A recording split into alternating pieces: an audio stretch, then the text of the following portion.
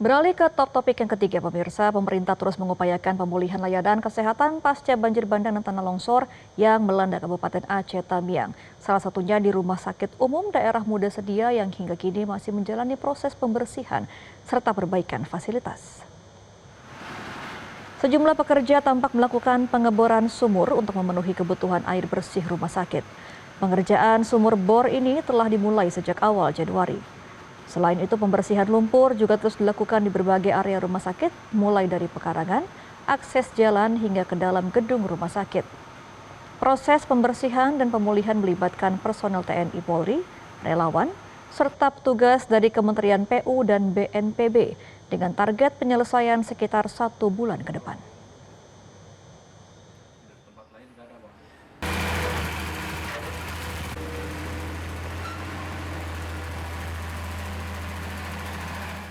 Badan Nasional Penanggulangan Bencana dan Pemerintah Kabupaten Biren kebut pengerjaan pembangunan hunian tetap mandiri untuk 1.000 keluarga korban banjir, bandang, dan tanah longsor di Kabupaten Biren, Aceh.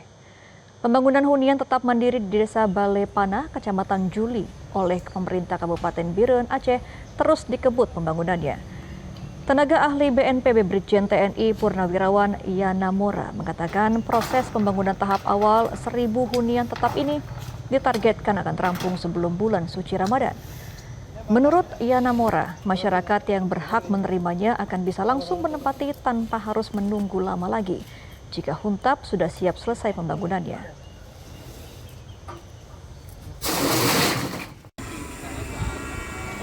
Sebelum puasa itu udah paling tidak sepertiga dari yang akan dibuat itu udah selesai.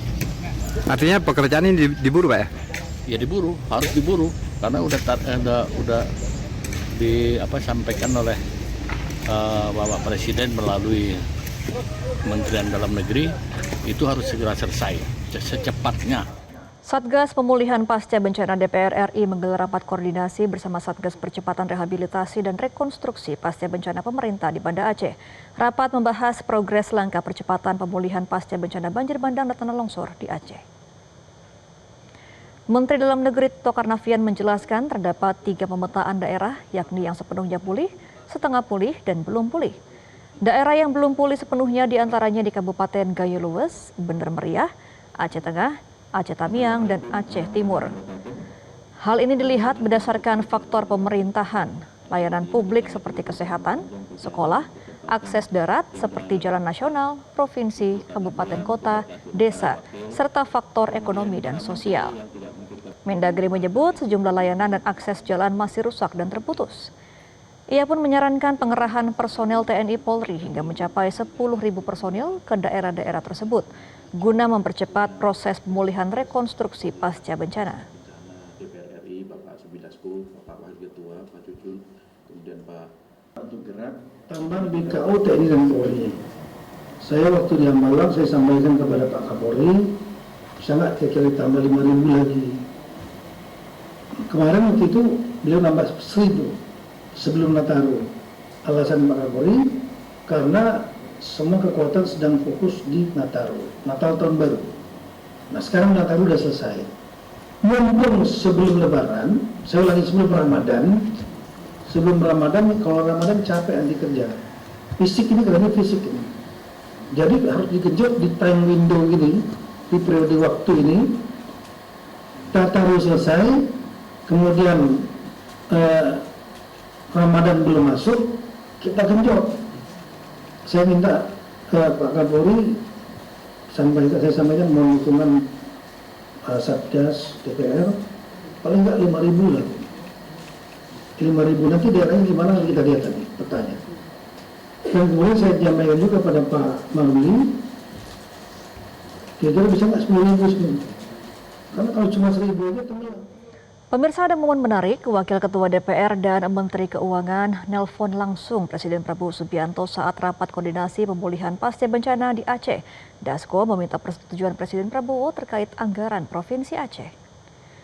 Momen tersebut terjadi dalam rapat koordinasi Satgas Penanggulangan Pasca Bencana DPR RI dengan pemerintah di Banda Aceh pada Sabtu siang. Awalnya, Menteri Keuangan Purbaya Yudisadewa tengah menyampaikan terkait anggaran penanganan bencana di Sumatera. Di tengah paparan Purbaya, Wagub Aceh Fadlullah menyela Purbaya, meminta efisiensi untuk Aceh agar bisa dikembalikan di tahun 2026. Merespons hal tersebut, Purbaya mengaku tidak ada masalah, namun belum meminta persetujuan Presiden Prabowo.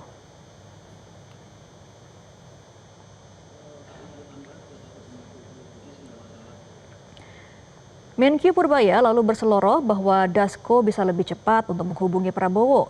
Tak berselang lama, Wakil Ketua DPR itu menelpon Presiden Prabowo.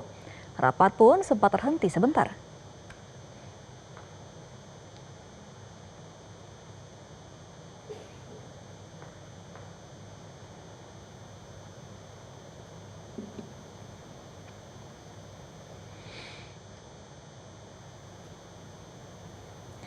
Setelah berbicara lewat telepon dengan Presiden Prabowo Subianto, Menkyu Purbaya memastikan tak ada pemotongan anggaran bagi Aceh. Purbaya lantas menyampaikan berterima kasih kepada Dasko karena bisa langsung berkoordinasi dengan Presiden.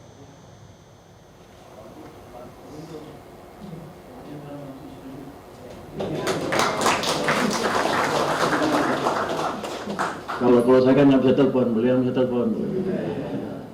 Jelajahi cara baru mendapatkan informasi. Download Metro TV Extend sekarang.